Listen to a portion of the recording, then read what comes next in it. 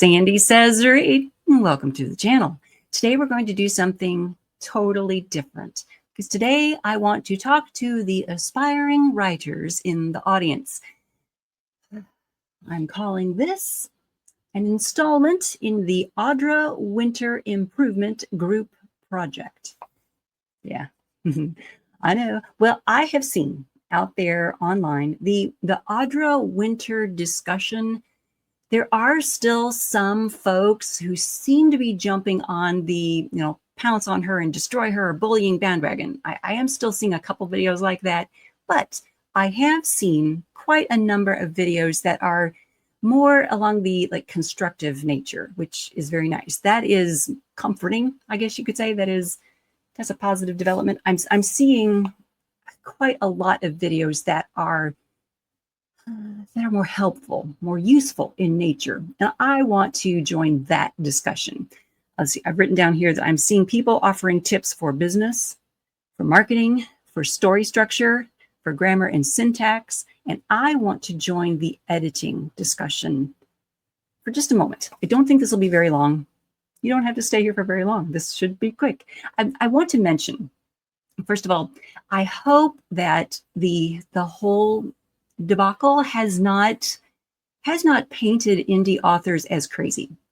I hope we're not all seen now as, rushing to get stuff out the door and rushing to get things completed and as mercenary people who are out to crowdfund everything and get it all done fast and rake in some cash. I hope that folks are not painting all indie authors with that broad brush of a bit of crazy. Yes, we have some creative nutso stuff to us. We have that creative bent that makes us a little bit wacky. I kind of like that level of crazy to myself. I kind of like that. But there are those of us who take some time there's a lot of us who take some time with our manuscripts and pay a developmental editor, $500 or $600 or whatever the price may be, to make sure we've caught all those errors and those plot holes that you can drive a truck through. We've messed with those character arcs until the characters feel real to the reader, right? We've done that kind of stuff. We've done our world building. We've got our story Bibles out, and we've made sure that the world building elements all jive. Okay, we've done that. There are a lot of us out here who take it so very seriously and make it so very right as we can, okay? And maybe that's crazy, but we do it. So I really hope that the few people who make some mistakes in their newness have not tainted the whole industry. Kind of the way I hope that the folks who are leaning on AI don't taint the rest of the industry.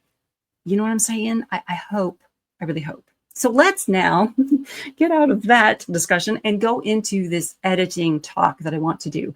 My hope is that if there are some aspiring authors out there who stumble upon my Small Beans channel and notice me talking about this, that they will take away some nuggets of information from what I'm about to say.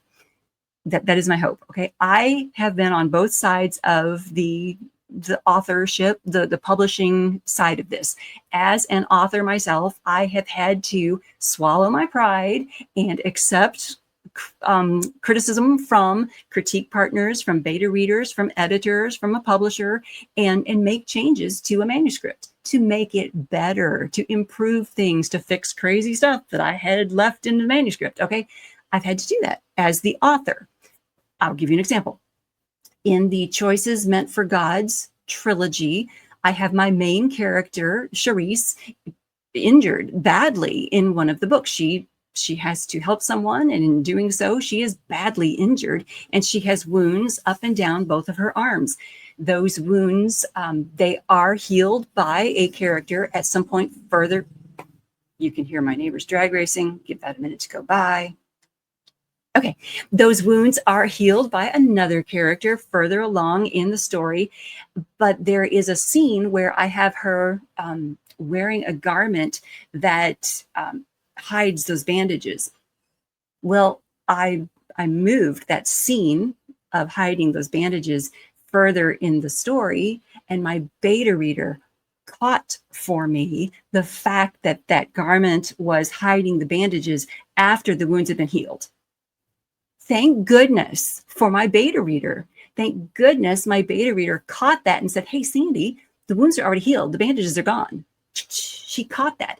Thank goodness for that beta reader. Thank goodness she was paying attention. Thank goodness the movie wasn't playing so much in her head that she was able to get out of the story and go, wait, that shouldn't be there. She caught it. She got back to me and said, fix this. I fixed it. Okay. That, first of all, that is why you need beta readers in addition to editors and proofreaders and all those folks, right? That's why you need so many eyes on your manuscript. Anyway, as an author, I have been on that side of the publishing fence, and I have accepted help from anyone who would give me help. The editors that I have paid, the beta readers that I have just begged for help. Okay, there we go. Now, on the editing side of the fence, I have been an editor. In my day job, I'm a magazine editor. Quite different from editing a book, but I have been a book editor as well. When Archibooks Publishing was still in business, Bob Gelinas, the man in charge there, he had a situation with one of his editors back in the day. She had become ill and she could not edit the manuscripts that were on her desk. So he turned to me and said, hey, Sandy, could you take these? And I don't remember now how many it was, if it was 3, if it was 4, I don't remember how many manuscripts he needed to forward to me to be edited. But I was like, yeah, I'll do that because I need the cash. I'll do that. Some of them, I don't remember how many it was. A couple of them, let's say, a couple of them were nearly ready to go. Okay, all I had to do with me was like some line editing type of stuff, but one of them had not been even opened yet. And that one was from a writer who was a friend of the editor who had become ill. I'm working really hard not to give away any names, okay? The point of this is to give you guys an example, not to embarrass anyone, all right? That is not my goal here is not to embarrass anyone. My goal here is to just give some information that can hopefully be useful. The lesson I want you guys to learn out of this is that if you rewrite your manuscript after you have turned it into the publisher, your editor is going to either drop you. I didn't drop you first. Your editor is probably going to drop you. Okay. Do not rewrite your manuscript completely and assume that your editor can still work with that. Okay. Let me phrase that differently, maybe, or maybe just say it again. When you turn in your manuscript to an editor or your literary agent or a publishing house, whether that's an indie publishing house or what, okay? When you turn in that manuscript, as hard as this is going to be to do, close the file and walk away from it. You have turned it in. Your literary agent is reading it now, or the editor is reading it now. It is being worked on now. And in some indie publishing houses, that's going to take a short amount of time, 6 months, 8 months, okay? In some places, that's going to take a longer amount of time. That's going to take a year or 2 years. Okay, it's not fast. It doesn't happen overnight. It's not a quick thing. It's going to take some time. And you, as the author, are going to lose your mind waiting. It's going to happen. You're going to go crazy. We talked about craziness at the beginning of this video, right? It's going to take some time, and patience is it's not going to come easy, but you've got to have the patience. And you know what? This is an ideal time for you to write book 2 or book 3, okay? And I have a video here on the channel on how to write books 2 and 3, right? Okay. All right. So you've turned this into your editor. Please, for the love of all that is holy, do not sit down with that document and rewrite it or revise it on your own computer while your literary agent or editor is working on it somewhere else. Please, please, I beg of you, do not rewrite that book while someone else is working on it. Please, please, please, please. And here's why that matters. In the Audra Winter situation. In her case, I'm under the impression, from what I have heard her and others say, that she has rewritten her book many, many times over. Each time that you rewrite your book, each time that you revise it so very completely, you are inserting new mistakes. You are inserting new plot developments that could be plot holes, or that could be plot problems, or that could be inconsistencies. You are inserting errors that your editor needs to catch. But if you are inserting problems in version C while your editor is working on version A, guess what your editor is not going to catch? Your editor is not going to catch the problems that are happening in version C. Do you understand how that is going to be problematic for you in the end? What happened was the manuscript that had not been opened yet came to me, and I was working on it. And while working on it, the author revised the book. And when I was almost ready to send to that author the comments and content edits and fixes for that whole manuscript, that author submitted to me the new revised book. I'm like, no. Here is the original manuscript back to you with all those comments and all the information. Work from this. Do not work from the new thing you sent me. Work from this one right here. Work from this one. I might edit off that last part because I'm not trying. I don't want to embarrass anyone. I don't want anyone to figure out what that was. It was a situation where the author submitted or resubmitted that manuscript, but it was completely revised. It was a new manuscript. And Bob and I both were like, no, this is the original manuscript with all of these comments and content edits. And here, work from this.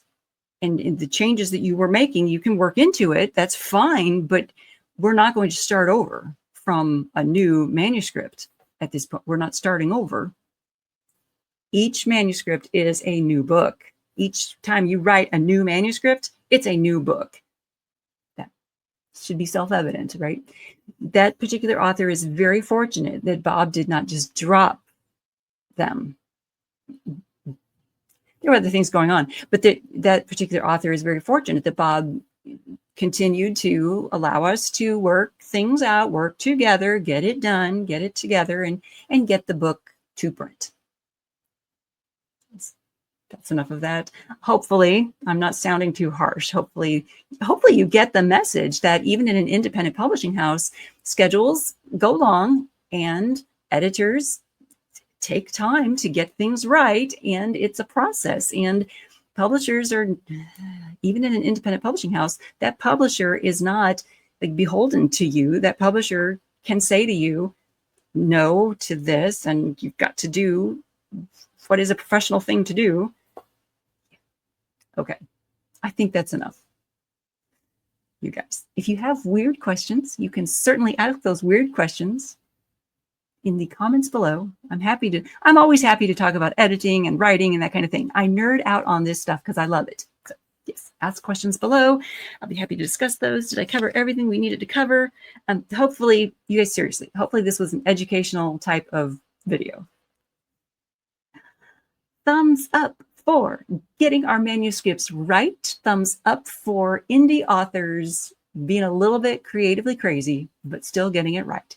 Thank you so much for tuning in.